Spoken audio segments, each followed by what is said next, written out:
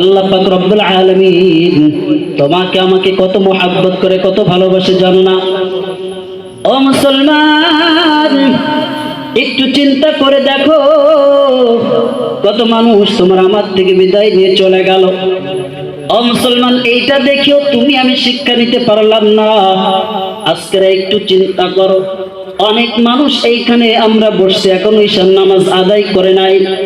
ও মুসলমান, যদি তুমি এই নামাজটা না আদায় করে যদি বিছানার মধ্যে ঘুমাইয়া যাও, এই ঘুমের মধ্যে যদি তোমার মৃত্যুটা হয়ে যায়, তাহলে তোমার আমার কি হালাত হয়ে যাবে।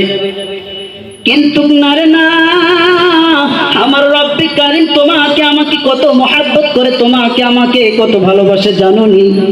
আল্লাহ পাক রব্বুল আলামিন এশার সময় তোমাকে আমাকে ডাকছে, হাইয়া আলাস সালাহ,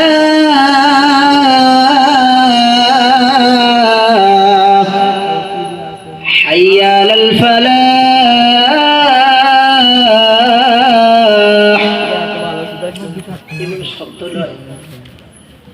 আল্লাহ পাক রব্বুল আলামিন তোমাকে আমাকে এত মহব্বত করলো, ঈশার সময় ডাকলো, কিন্তু তুমি আমি রব্বে কারীমের কদমে সিজদা দিলাম না। কিন্তু আমার আল্লাহ তোমার আমার উপরে গুসা না হইয়া, রাগ না করিয়া, আল্লাহ যদি চাইতো রাগ করিয়া আজরাইল আলাইহিস সালাতু ওয়াস সালামকে তোমার আমার কাছে পাঠাইয়া দিবে, তোমার আমার রূহটা নেওয়ার জন্য, জানটা কবজ করার জন্য। আল্লাহ পাক রব্বুল আলামিন চাইলে পারতেন, কিন্তু আল্লাহ পাক রব্বুল আলামিন নেয় নাই। ও বান্দারা, তোরা আরামের ঘুম ঘুমাইছো। ওই যে মুমিন বান্দা নামাজটা জামাতের সহিত এশার নামাজটা আদায় করলো, ওই বান্দা যখন ঘুমাইলো, ওই বান্দা ঘুমানোর সঙ্গে সঙ্গে যেভাবে বিছানার মধ্যে ঘুমাইয়া গেল, ও বেনামাজি, তুমিও নামাজ আদায় করো নাই। এরপর আমার আল্লাহ তোমার উপরে রাগ করে তার দেওয়া নিয়ামত ঘুমকে বন্ধ করে নাই। আমার আল্লাহ পাক রব্বুল আলামিন আবার ইশারের সময় যখন তুমি ঘুমাইয়া গেছো, আবার ফজরের সময় আমার আল্লাহ মুয়াজ্জিনের মাধ্যম দ্বারা ডাকাইলো, আসসালাতু খায়রুম মিনান নাউম।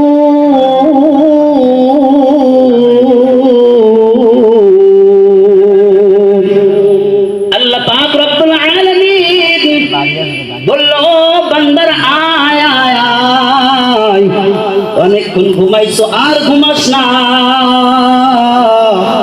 এখন আমি রব্বে কারীমের কাছে আয়, একটু কথা বলে যা, কথা বলে যা। ও মুসলমান, এত বড় নিষ্ঠুর যে রব্বে কারীম তোমাকে আমাকে এত আরামের ঘুম দিল, যে আল্লাহ তোমাকে আমাকে সৃষ্টি করলো, যেই আল্লাহ তাআলা তোমাকে আমাকে সুন্দর চক্ষু দান করলো, যেই আল্লাহ দুইটা হাত দিল। কত মানুষের দিকে তাকাইয়া দেখো, মানুষের একটা হাত প্রতিবন্ধী, আর একটা হাত সুস্থ আছে, কিন্তু সুন্দর করে ইনকাম করতে পারে না। অনেক মানুষ তাকাইয়া দেখো, একটা চোখ অন্ধ, কিন্তু আল্লাহ তাআলা তোমাকে আমাকে দুইটা চক্ষু দান করলো। ও মুসলমান, কেন অন্তরটাকে বোঝাইতে পারো না? ও আল্লাহর বান্দারা, অন্তরটাকে বোঝান, দিলের কান দিয়ে কথাগুলো শুনেন, অন্তরটাকে নরম করে দেন, চোখের পানি ফেলান আল্লাহর কাছে। আল্লাহর নবী হাদিসে পাকের মধ্যে ডাকিয়া বলেন, যদি কোনো বান্দা জাহান্নামের ভয়ের কারণে, যদি জাহান্নামের চিন্তার কারণে যদি একটা মাছের দানা পরিমাণও যদি চোখের পানি ফেলায়, আল্লাহ পাক রব্বুল আলামিন ওই এক ফোঁটা মাছের দানার সম পরিমাণে চোখের পানির পরিবর্তে আল্লাহ পাক রব্বুল আলামিন বান্দার জীবনের সব গুনাহগুলো মাফ করে দেয়।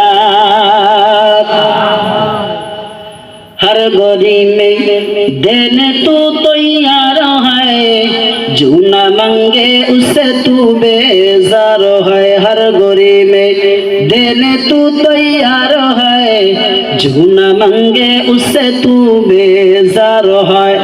ओ मुसलमान, আল্লাহর কাছে যে বান্দা চায় ওই বান্দা পায়, যে চায় না সে পায় না।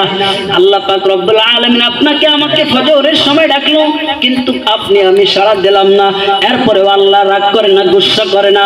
আল্লাহ আবার জোহরের সময় মুয়াজ্জিনকে ডাক দেয়, ও বান্দারে, এই সব সময় ডাকলো, কিন্তু তুমি 5 বার সাড়া দিলে না। আল্লাহ পাক রব্বুল আলামিন এরপরে তো যখন দুনিয়ার সব মাখলুক গুলো ঘুমাইয়া যায়, ও আল্লাহর বান্দারা যখন নদীর মাছগুলো ঘুমাইয়া যায়, ওই জংলার পাখিগুলো যখন ঘুমাইয়া যায়, ও আল্লাহর বান্দারা দুনিয়ার সব মানুষগুলো যখন ঘুমাইয়া যায়, কেউ তখন থাকে না, সবাই যখন ঘুমাইয়া যায়, আমার আল্লাহ পাক রব্বুল আলামিন ওই রাতের শেষ আধারে এসে বলতে থাকে, কোন আল্লাহর বান্দা তোরা আয় আয় আয় আয়, কোন বান্দা আসো অসুস্থ, আমি আল্লাহর কাছ থেকে সুস্থতার নিয়ামত নিয়ে যা, কে আসো আমার কাছে আয়, আমি আল্লাহ পাক রব্বুল আলামিন তার অভাবকে দূর করে দিব, কে আসো ঋণগ্রস্ত, আমি রব্বে কারিমের কাছে আসো, আমি রব্বে কারিম তার ঋণকে দূর করে দিব। আল্লাহ পাক রব্বুল আলামিন বান্দাদেরকে ডাকতে থাকেন, কিন্তু আমরা এত বড় কপাল পোড়া, এই সময় আরামের ঘুম আপনাকে আমাকে এঁটে ধরে। ও আল্লাহর বান্দারা, আল্লাহ পাক রব্বুল আলামিন তার ইবাদত করার জন্য পাঠাইলো, কিন্তু আজকের তার ইবাদত করলাম কই? ও আল্লাহর বান্দারা একটু তাকাইয়া দেখেন, আজকের দিনটা সূর্য উদিত থেকে নিয়ে অস্তমিত পর্যন্ত যদি চক্ষু দুইটা বন্ধ করে যদি চিন্তা করো, কল্পনা করো, যদি জল্পনার সাগরের মধ্যে যদি ডুবে যাও, তাহলে আজকের তুমি একজন জান্নাতি না জাহান্নামী তুমি নিজেই বলতে পারবা। ও আল্লাহর বান্দারা, হাত ধরে পায়ে ধরে বুঝাই, ও পাইকেশ্বর মুসলমান আল্লাহর গোলাম, আল্লাহ পাক রব্বুল আলামিন তোমাকে আমাকে মাফ করার জন্য আল্লাহ তাআলা কত পথ খোলা রাখলো। আল্লাহ পাক রব্বুল আলামিন শুধু বলে, বান্দা তোর একটা উসিলা চাই, একটা উসিলা চাই, বান্দা তোর কোন উসিলা করে আমি আল্লাহ মাফ করব, আয় আয় আমি রব্বে কারিমের কাছে আয়, তোর একটা বাহানা আমি আল্লাহ খুঁজি, এই বাহানাটা ধরে তোকে আমি ক্ষমা করে দিব। ও মুসলমান গো, আল্লাহ পাক রব্বুল আলামিন এত ভালোবাসলেন, এত মহব্বত করলেন, আল্লাহকে আমরাও মহব্বত করলাম, একটা মাস রমজানের রোজা রাখলাম, এই একটা মাস রোজা রাখছো, ও দুনিয়ার মুসলমান পায়ে হাত দিয়ে অনুরোধ করে যায়, ও বৃদ্ধ বাবাজিরা, ও যুবক আল্লাহর গোলাম, অন্তরটারে বুঝাও রে বাবা, ও বৃদ্ধ বাবারা, আর কি কতদিন বাঁচবেন? মরণের কি চিন্তা এখন আপনার ভিতরে আসলো না? ও যুবক, একটু তাকাইয়া দেখো পত্রিকার দিকে, যেদিকে তাকাই শুধু যুবকের লাশের খবর আর লাশের খবর। ও আল্লাহর বান্দারা, আল্লাহ পাক রব্বুল আলামিন যে এইখানে সুন্দরভাবে বসাইছেন, একটু হসপিটালের দিকে তাকাইয়া দেখেন, চক্ষু দুইটা বন্ধ করে দেখেন, হসপিটালের বেডের মধ্যে কত মানুষ অসুস্থরত অবস্থায় আছে।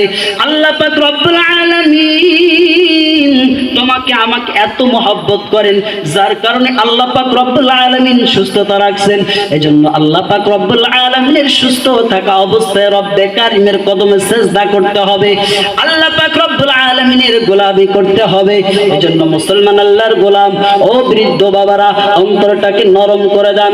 মনে করতেছেন 50 বছর, 60 বছর, 70 বছর, 80 বছর, 100 বছর গুনাহ করেছি, মনে হয় আমার জীবনের গুনাহ মাফ হবে না,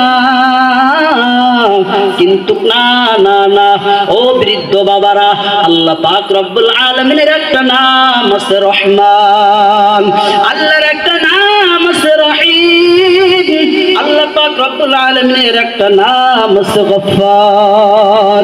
ও আল্লাহর বান্দারা, যদি অন্তরটা নরম হয়, আজকের এই ময়দানের থেকে অন্তরটারে বুঝান, মনে মনে নিয়াত করেন আর চোখের পানি ছেড়ে আল্লাহর কাছে বলেন, ও মালিক, জীবনে কত অন্যায় করেছি, আজকের আমার অন্যায়ের কথা যদি আমার মা জানতো, আমার বাবা জানতো, আজকের যদি আমার অন্যায়ের কথা যদি আমার স্ত্রী জানতো, আজকের আমাকে বাড়ি জায়গা দিত না। ও আল্লাহ, আমার অন্যায়ের কথা জানার পরেও, গুনাহের কথা জানার পরেও তোমার একটা নিয়ামতের থেকে আমাকে তুমি মাহরুম করো নাই। ও আল্লাহ, আমার মতন জাহান্নামের আসামি আর কেউ নাই, কেউ নাই। ও মালিক, তুমি যদি মাফ না করো, আমি আর কার কাছে গিয়ে মাফ পাইব?